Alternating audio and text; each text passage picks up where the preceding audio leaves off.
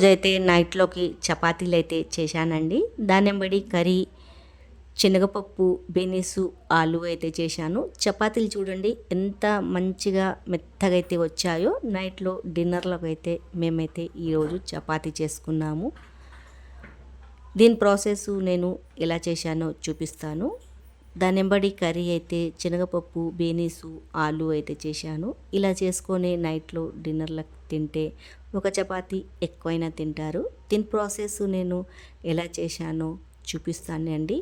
Video మాత్రం skip చేయకుండా పూర్తి వీడియో అయితే చూడండి. చపాతీలు సాఫ్ట్గా ఎలా వస్తాయో. ఫస్ట్ ఒక గిన్నె తీసుకొని దాంట్లో పిండి అయితే తీసుకున్నానండి. మనకు చపాతీలకు ఎంత కావాలో దాంట్లో ఉప్పు అయితే వేసుకున్నాను.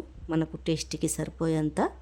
కొద్దిగా నీళ్ళు పోసుకొని పిసుక్కోవాలండి పిండి మాత్రం కొద్దిగా మెత్తగా పిసకాల.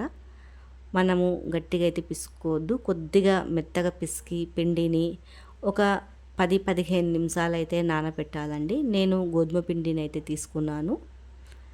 ఇలా అంతా పిసికేసాక మంచిగా మెత్తగా పిసుకోవాలా.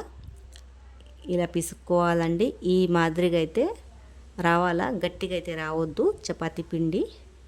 ఇలా అంతా మంచిగా కొద్దిగా నీళ్ళు పోసుకొని పిసుక్కొని చూడండి. ఇలా లుండలు అయితే చేసి ఒక 10 నిమిషాలు అయితే పక్కకైతే పెట్టేస్తాను.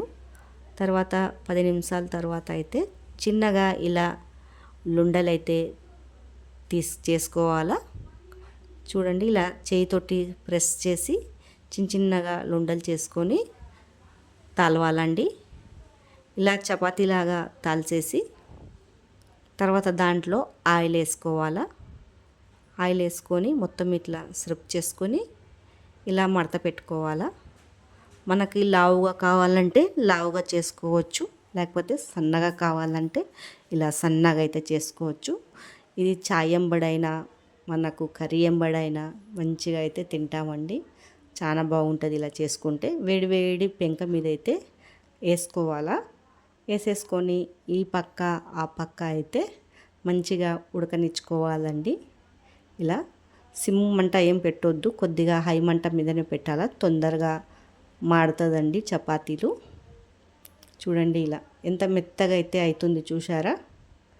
ఇలా నూనె పెట్టుకొని ఈ పక్క ఆ పక్క అయితే మంచిగా కాల్చుకోవాలా. మీకు నచ్చినట్లయితే లైక్, సబ్స్క్రైబ్ అయితే చేసుకోండి.